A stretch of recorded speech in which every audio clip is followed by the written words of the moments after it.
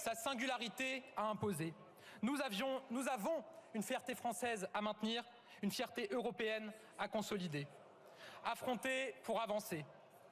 Les difficultés économiques, les bouleversements climatiques, démographiques, géopolitiques ne nous figeront jamais, ne nous conduiront jamais à nous perdre.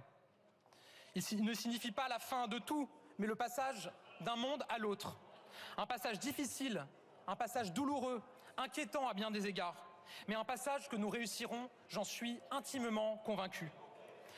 À ceux qui veulent y voir notre disparition, j'y vois notre renaissance, parce que nous avons une identité et des valeurs. À ceux qui veulent y voir un triangle des Bermudes, j'y vois notre Cap Horn, parce que nous savons où nous voulons aller et que nous y arriverons.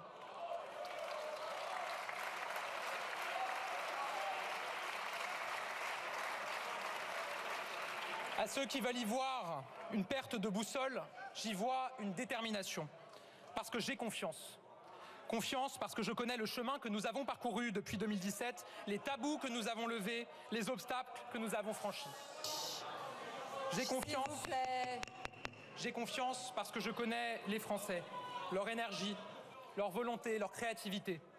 J'ai confiance parce que face aux épreuves, aux inquiétudes, aux crises, notre pays s'est toujours relevé.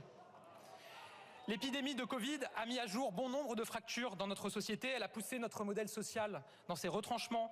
Mais notre pays a tenu et nous avons protégé nos concitoyens mieux que beaucoup d'autres l'ont fait.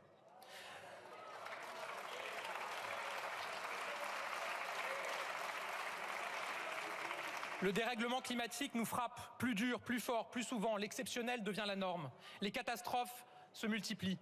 Mais notre pays agit avec force et jamais dans son histoire, les émissions de gaz à effet de serre n'ont baissé aussi rapidement que l'an dernier.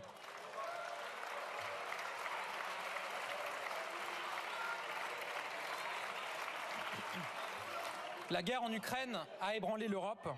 Elle a détruit le rêve d'une paix éternelle sur notre continent. Elle nous a rappelé durement que la démocratie était fragile et la liberté un idéal toujours à défendre. Mais notre pays, notre Europe, ont montré le visage de la détermination face à l'agresseur et sa solidarité pour le peuple ukrainien. L'attaque terroriste monstrueuse en Israël et la guerre au Proche-Orient ont ravivé des plaies, des maux, jusque dans notre société. Mais notre pays a su se dresser, répondre par le refus de la haine et par l'unité. La crise énergétique, l'inflation, la menace terroriste, les crises se superposent, s'enchevêtrent et s'additionnent. Elles n'offrent aucune solution miraculeuse. Mais méthodiquement, avec les Français, nous y répondrons. Bien sûr, face à ces crises, pour beaucoup de Français, l'avenir est davantage une crainte qu'une promesse. Et encore trop de Français ont le sentiment de perdre le contrôle de leur propre vie. Avec le président de la République, avec mon gouvernement,